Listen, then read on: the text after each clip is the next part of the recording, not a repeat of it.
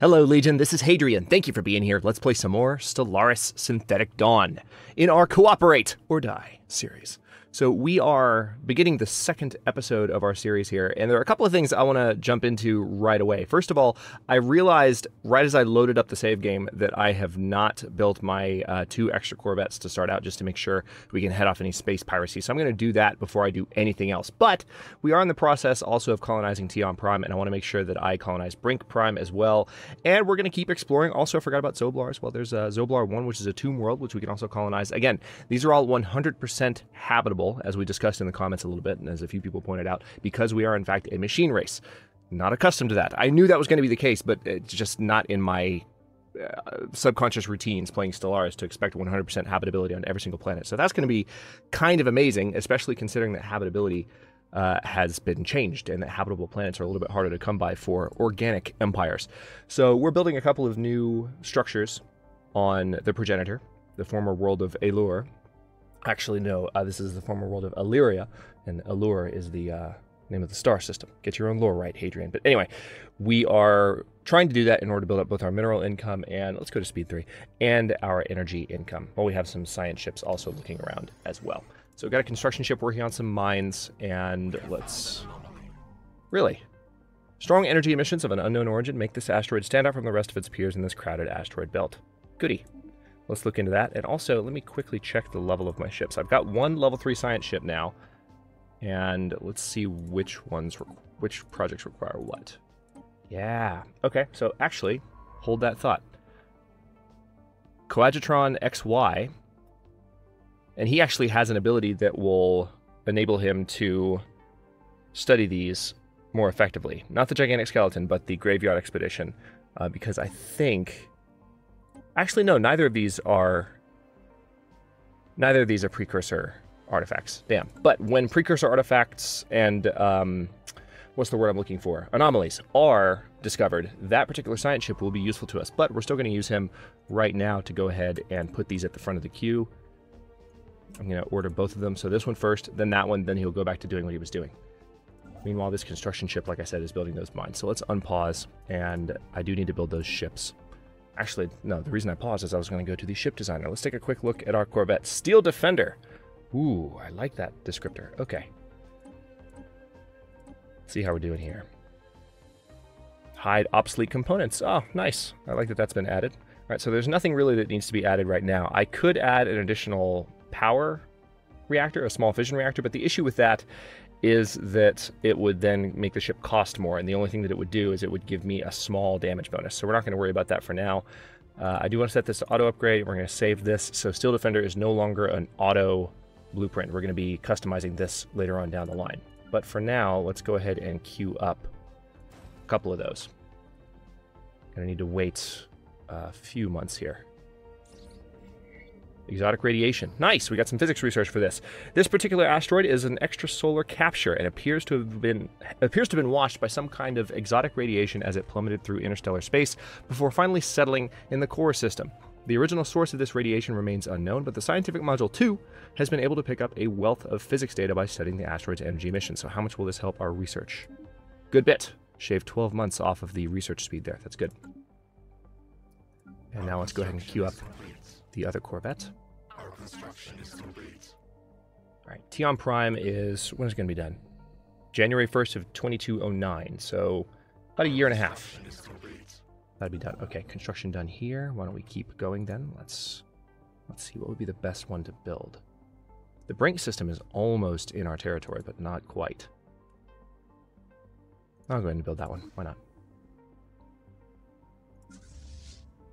Okay, so we, believe it or not, already have our new warships. Those were built very, very quickly. Well, they're Corvettes. It's to be expected, but still, it's nice to see that. Also, you can see our energy income is improving from some of the new buildings that we're putting up on our capital. That's good to see. Let's go ahead and do a few upgrades. I want to upgrade that mine, too. We have surveyed the system.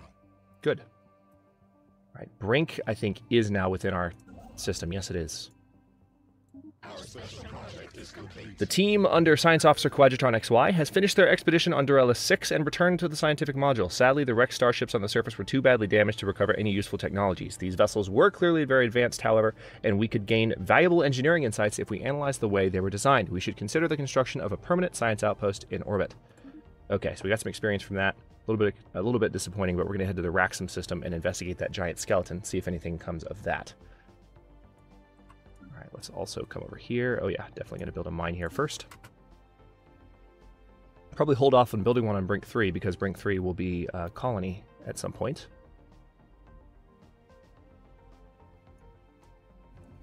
Whoa, hello. We've encountered some form of alien vessels in the TIOM system. These strange objects have been flagged as beta aliens until we can learn more about them. What do we have? Ah, Tianqi space whales. Gotcha. Interesting. We have now encountered intelligent life capable of space flight. In sharp contrast to the primitives previously observed by the Vission Cooperative, we have yet to get a good look at the beings piloting crafts that move through the dark with purpose unknown. Those are not crafts, those are space whales. But good to know. Let's see if we can go ahead and investigate those guys. Meanwhile, I do need to build a new citizen. No.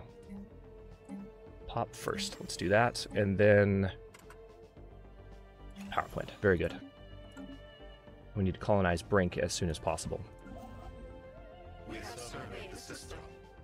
Yeah, that's right. I was about to queue up this one, and then that dialogue interrupted me. Our construction is complete. Encounter in Ambor. We've encountered...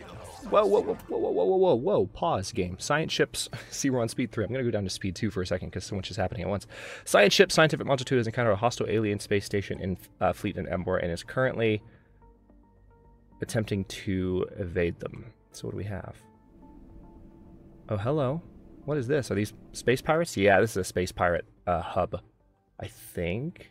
Yeah, definitely. Right. Yeah, we have encountered some form of alien vessels. These are gamma aliens. We should proceed with caution. Let's investigate them too. That'll be done in 8 months. All right, so that's out there. That's the good news, is that it's not that... It's pretty far away. Okay, nice. So our continued studies of the massive skeletal remains on Raxum 3 have managed to shed some light on how the creature ended up on the planet. There are very faint residual energy readings that indicate some kind of dimensional portal existed briefly towards the rear of the skeleton. Oh yeah, this outcome always sucks. I feel bad for this giant life form whenever this happens. Science Officer Quadratron XY theorizes that the creature passed through this gateway from another dimension only to quickly perish in the hostile environment of Raxum 3. Why it did this and where it came from are questions that may never be answered. I feel like that's a reference to some obscure science fiction or something that I don't get. All right, so that shaved a month off of... Oh, that actually gave us the research right there because we were at the edge of the month. That's good. Okay, so now we can unlock... Well, we have encountered some enemies nearby, so we probably need to start thinking about shields sooner than later. But I also... Part of me wants to go for physics lab first so we can have faster research as soon as possible.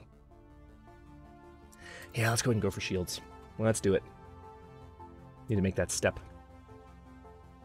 This is Synthetic God, the new track that Andreas Waldotov released as part of the Synthetic God soundtrack. And I haven't listened dedicatedly, shall we say, to the others yet, but I cannot wait to hear them. All right, we're going to build up another, what is it, 500 minerals so we can colonize this tropical planet. TIOM is almost done, so once that's done, we'll get our energy income back a little bit. Because things have been a little dicey there. We're going to keep it on speed 2, just because. How much does it cost to recruit a leader? Yeah, real expensive. Nice. Sophont M40. This would be a Seer Admiral, but less ship upkeep, and they're a cyborg. Now let's go ahead and do that. Sophont M40, you are now the leader.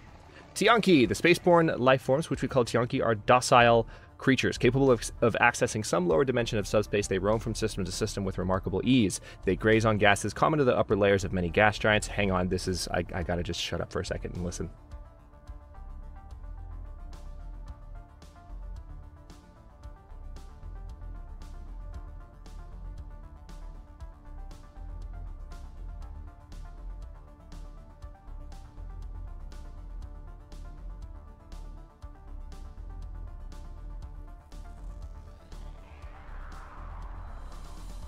I submit that you cannot be a child of the 80s or even the 90s and not get just incredibly psyched listening to this track. Oh my god.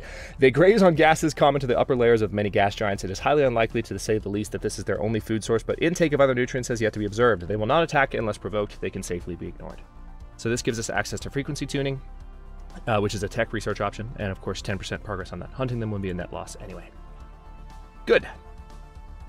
Alright, so we're still building some of these mining stations in Brink. We're working towards that next colony ship, so I'm going to try not to build anything, as tempted as I might be. Good. We have established the colony Tion Prime on the Tion system. Believe me, I want to do more, but we're going to wait. Got to build a colony. Let's actually see how expensive the colony ship would be if it gets any cheaper. Yeah, still 500. Sophont 1B8 has leveled up, so we have 2 level 3 scientists now. That's good. Quite pleased with that turn of events. And we definitely have some new systems we can incorporate. But first we need to wait another few months. I'll go back up to speed 3 because we're waiting on a singular thing right now. On a single thing. Technology conceived. I like it. Mineral storage capacity 2000, mineral silo 2, mineral processing plant 1. We do still need spaceport level 2. Ion thrusters would also be good. Ship hull points plus 10% through Granthium ore, also good. Decisions. How about... Yeah, let's go ahead and go for spaceport level 2. It's going to be a while, but we need to work on that. All right, so that is a Voidcraft project. We don't have any Voidcraft researchers at the moment, do we? No, we don't. All right, so I can't rotate anyone in to take care of that project. All right, we just hit 501. Rank 3, colonize, send from the progenitor, and I want to land... let's land there. Brink Prime. Okay, now that that's done, I can... Massive storms are visible in the upper atmosphere of this gas giant. It might be worth the effort to study them in more detail. Then do so. Our special project is complete. The vessels we have come across in certain systems are definitely capable of receiving and transmitting standard communication protocols. Visual indicators point to their culture being largely spaceborne, and some phenotypes observed among them match no known planet-dwelling civilizations. Unfortunately, their crews are completely uninterested in civil discourse. What little we've been able to glean from intercepting interfleet communications indicate that they primarily subsist on piracy, occasionally recruiting fringe elements of spacefaring civilizations to their cause. Deplorable. Space pirates, like I said. Now let's queue up some mining stations here. Our construction is complete. I do need to queue up some energy mining as well. Alright, good. Zoblar 3 frequency experiences massive and extremely violent storm systems in its atmosphere. Several dozen persistent storms are visible from orbit, with winds often reaching speeds in excess of 700 meters per second. The cause of these storms is not immediately apparent, as we have found nothing in the planet's climate model that would explain them. Our scientists are interested in studying this anomaly. Cool. Alright, as soon as we hit... There we go. All right, so we've got the Akamar system queued up to have those built, and we do need to get this energy credit, this energy mine thing built sooner than later. We have our colony ship that is on the way to Brink, and then we'll have 3 planets, but we have room for 5 core systems, so we've still got room to explore. And it looks like the Sheliak system has a oh, wow. Holy crap. Construction is complete. Good. Check this out. Quite a planet. All right. Technology conceived. We're actually almost to a point where we can do another colony ship. All right, so we have our monthly influence bonus. Lots of tile blockers to clear. Actually, I think I saw a good amount of these guys hanging out on some of my planets, so let's go ahead and go for that, so we can clear out hostile wildlife. I think Tion Prime in particular had 1. Does the progenitor have any? No, progenitor doesn't have any. Where did I see that? Maybe I was just seeing things, or maybe it was on another planet. Was it on Zoblar, perhaps? Huh, I was just seeing things. We have the autonomous fabricators on this world. Interesting. Oh yeah, that's right. This is our tomb planet, so we can take advantage of these buildings. Well, the food production won't do any good, but for reasons we've discussed. All right, so it looks like this science ship needs more to do. Why don't we go ahead and explore further out this direction? Let's survey. Let's see. Here, here, here, here, here, here, here. See if we can make it all the way around. Yes, that's what I wanted to see. All right, so that science ship's going to be busy for a while. We have claimed a new nest. Okay, so I'm going to go ahead and queue up the colonization of Sheliak 3, because that is a fantastic planet. And I think I have enough influence to do it. It's a little ways away. I have just enough influence to do it. Let's go for it. Let's see, if I put you... Let's land you right here. Sheliak Prime. Go. Alright, so now we're going to have a lot more territory as well. We'll get Zoblar eventually, but right now, Sheliak is my main priority. That's a lot of new territory. And specifically new tiles that we can add and improve. And I said I was going to get this energy, so let's do that. And may as well get this research station. Haven't done too many research stations yet, so that'll be a nice boost to our engineering output. And then now we can go ahead and queue this mining station up as well. We're going to need a new construction ship soon. We're starting to spin up our mineral and resource production in general. There is a significant amount of debris in orbit around this gas giant. Most of it appears to come from long-lost starships of various configurations. Look into it for me, please. Puntrazed. I always love seeing that name. Oh wait, inexplicable optical phenomena play across the surface of Zimpok 1, clearly visible from space. Research. The strong gravity well of Puntrazed 1 has pulled in a massive amount of space debris which has formed a dense layer around parts of the gas giant. Most of it appears to be wreckage from a series of space battles fought in the system several millennia ago. Scavengers have already scoured the debris of valuable technologies and artifacts, but a mining station should be able to recycle the metal. Interesting.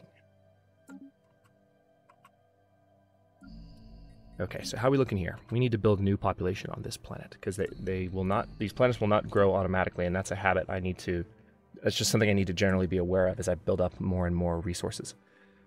So, Go ahead and build a mineral processing plant here. And then let's do a basic science lab here, and then I will need to go ahead and build some population. There we go. Alright, so that's on the capital, but I'm going to need to turn around and build some more population on my new worlds as well. So we're going to be focusing on that probably for the latter part of this episode, just making sure that we're spending some of these resources as they do spin up to actually improve our population. We've got to stay on top of that because it's not going to happen automatically. That is one micromanaging thing that's going to happen as a result of this. And until I figure out a better way to do it, if there is a better way to do it, that we're going to have to do in this series. Science Officer Quadratron XY reports that the luminous waves coursing through the ice that blankets Zimpok 1 is of alien origin, or are of alien origin. Some ancient battle has deposited scattered wreckage of an alien fighter on the frozen planet, and only the exposed core of its main weapons remains intact. It seems this alien race used lasers, somewhat more advanced than the ones currently in use by Vision fleets, and the fizzling innards periodically discharge low-powered lasers into the ice of Zimpok 1. The planet's harsh climate prevents the lasers from actually melting the ice, allowing the chilly matrix to act as a bright prism. We could use that technology. So we got the blue lasers as a result of that. Nice. Let's go ahead and pop those onto a ship, shall we? Actually, I could probably just put one of these in. Let's do that. Okay, and queue up that upgrade. How are we doing on shields? 17 months? Good. Good. Got a little bit of a power increase there. By chance, we stumbled upon a faint alien signal during the survey of this moon. The source appears to be a small object in orbit. The signal contains no message. Could it be a distress transponder? I don't know. Could it be? Tell me. Find out. Pretty please. Right, hang on. What else were we going to do here? I remember there was one more pop, I think, that I wanted to build some more. Or did I queue it up already? I queued it up already. So I guess I need to finish clearing off this planet to a certain extent.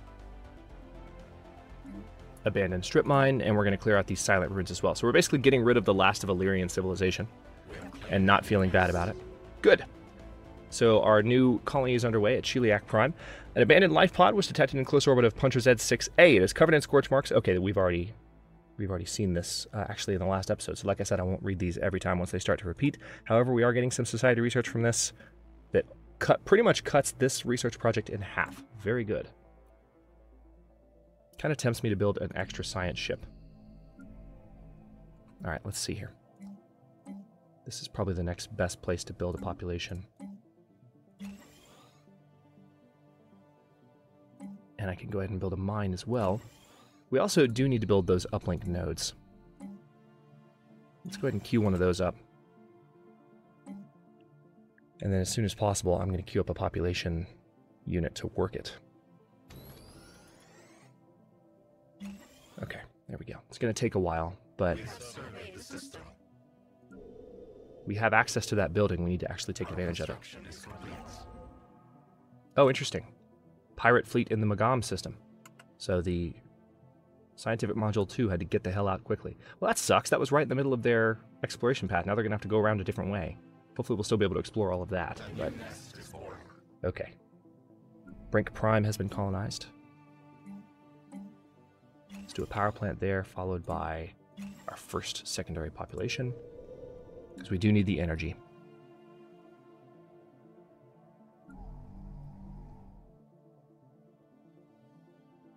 Yep, building that. Scientific Module 2 has been fully repaired. Very good. Let's do another uplink node, followed by another vision pop there.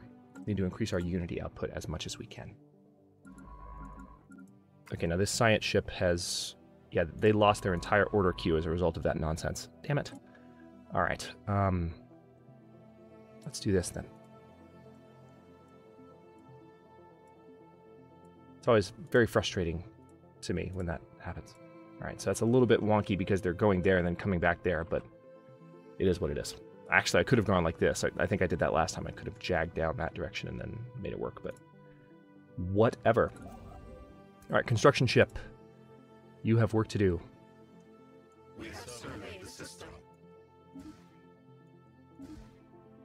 Our construction Done. is complete.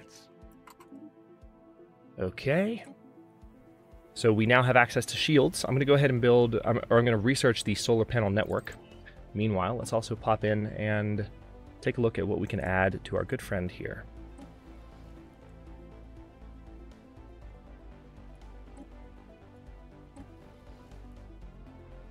Okay.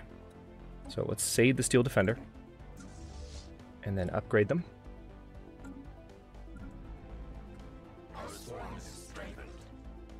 Excellent. We're almost at 200 fleet strength now with just those 5 corvettes. We still have room for more population, so I need to look at where I can build them. We don't need food, so let's go ahead and get the uplink node going here. Our construction is complete. It's throwing me off to not have to focus on... It's throwing me off to not have to focus on, or not having population growth happening automatically. It's, you know, I really have to make sure that I am continuing to stay on top of that. Shukon 1A seems to exhibit one and only one interesting geological feature. All right. Let's look into it. Oh, wow. Check this out. Several worlds to colonize there. So we're going to have some work to do. We have some expansion to get underway in the very next episode because, holy crap. I mean, we haven't met any neighbors yet, and there's several colonizable worlds in the immediate vicinity.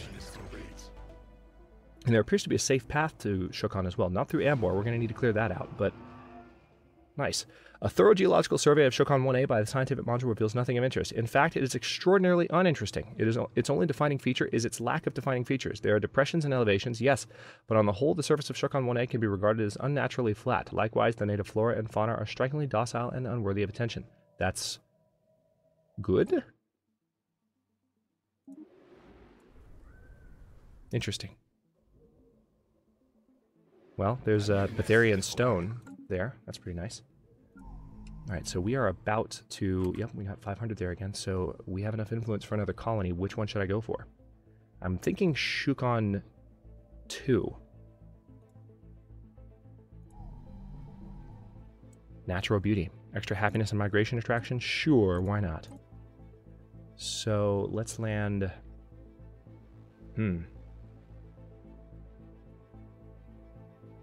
Yeah, let's plop you down right there.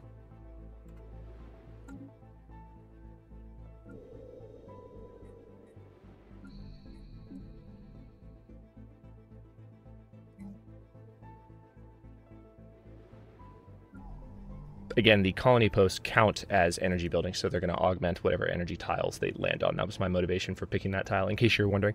I've had people occasionally ask me, like, hey, how do you actually decide what tile you're going to put that thing down on? I don't always have a good, like, thought process behind it, but sometimes I do. The system. We have found an anomaly. By chance, we stumbled upon a faint alien signal during the survey of this planet. Appears to be a small object in orbit. Yep, research it, please. Okay, well, we're at the 25-minute mark, so I will stop this episode here, but we have, like I said a second ago, we have so much expansion to do. We're still exploring in this direction and haven't met any neighbors yet. We have a number of colonizable worlds near us, so I think we're going to get pretty powerful pretty quickly. The only thing we have to keep in mind is that if we expand rapidly, our research will slow down because there are negative modifiers on empire size. On research based on empire size. So that's just something we're going to have to keep an eye on. It kind of affected us a little bit in the Roma Galactica series, but as you know, I'm not going to let that stop me. So we're going to expand anyway because while we have all of this, you know, all these resources near us to exploit, I don't think I want to pass up that opportunity. So thanks for watching. If you enjoyed this episode, don't forget to like the video and subscribe to follow along. New episodes in Cooperate or Die are coming out every day at 6 p.m. Eastern Time. Comments are always welcome. Let me know what you think, and I'll see you next time.